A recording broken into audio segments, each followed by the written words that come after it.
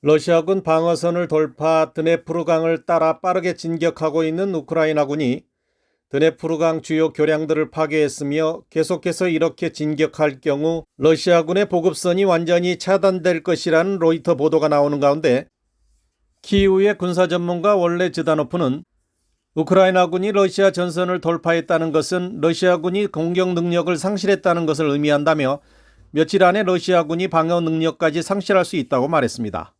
이제 우크라이나의 겨울이 시작돼 우크라이나군과 러시아군 사이의 전투 효율성 격차가 커지고 있기 때문입니다. 중화권 유튜버 마쥐는 5일 방송에서 겨울이 찾아온 우크라이나 헤르손에서 포로가 된 많은 러시아 병사들이 안에 자기 옷을 입고 밖에 군복을 걸친 채 외투도 입고 있지 않았다며 나토가 지원하는 방수 및 미끄럼 방지 기능을 갖춘 우크라이나군의 고기능성 군복과 비교했습니다. 이 점에서 러시아는 이 전쟁에서 시체 더미만 쌓아가는 전쟁을 할 수밖에 없다고 분석했습니다.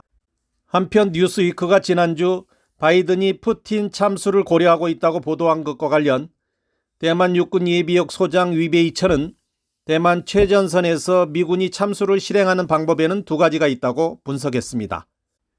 그는 하나는 네이비실 파견 방법인데 이들은 참수 당일 등장하는 것이 아니라 미리 주위에 잠복해야 하므로 푸틴에게 써먹기는 힘들다고 말합니다.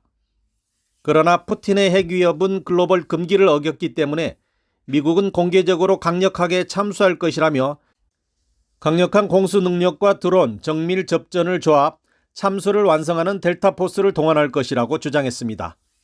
위베이천 예비역 소장은 공개적이고 강력한 참수는 어리석게 들릴지 모르지만 내부자들이 푸틴을 직접 처단하도록 압박하는 절묘한 계책일 수 있다고 말합니다. 이는 사실상 심리전의 하나로 참수작전을 위해서는 푸틴 주위에 근위돼 경호원이 반드시 첫 번째로 정리 목표라고 공개해 두려움을 안겨준 뒤 내부 이반이 일어나게 하기 위한 숨은 계책일 수 있다는 겁니다. 미국은 현재 러시아군에게 미군이 어디에 와 있는지를 지속적으로 알려주는 전략을 취하고 있습니다. 대만의 정치경제학자 우자롱은 페이스북에서 미국은 어떤 시기든 핵위협은 용납할 수 없기 때문에 푸틴의 핵위협은 미국의 행동을 한쪽으로 강요하는 것과 같다고 분석했습니다. 그는 현재 양측 모두 한치도 물러설 곳이 없이 긴장이 고조돼 미국은 푸틴에 대한 참수작전을 검토할 수밖에 없는 상황이라며 그러나 미국이 러시아 군부의 정보망을 가지고 있고 푸틴이 실제로 핵발사를 지시했을 때 러시아 군부에 의해 명령이 실행되지 않은 채 미국 측에 알려졌을 때에야 미국은 비로소 참수작전을 개시할 정당성을 갖게 될 것이라고 말했습니다. 다음 뉴스입니다. 중공이 전 세계 30여 개국에 54개의 해외 경찰 조직을 설치했다는 경고가 나온 가운데 캐나다 토론토에 3개의 해외 경찰대 일명 해외 110을 설치했다는 언론 보도가 나왔습니다. 그러나 캐나다 소재 중공 해외 경찰 조직은 드러난 3곳보다 훨씬 많을 것으로 추정되고 있습니다.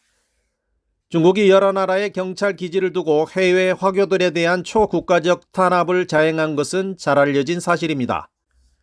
최근 비정부 인권기구 세이프가드 디펜더스의 설립자 피터 달리는 중공의 해외 경찰 업무와 초국가적 탄압 그리고 그 영향력을 폭로하는 보고서를 냈다고 신탁런이 보도했습니다. 달리는 우리는 이미 30개국에서 54개의 중공 해외 경찰 기지를 발견했지만 더 많이 존재한다고 생각할 충분한 이유가 있다.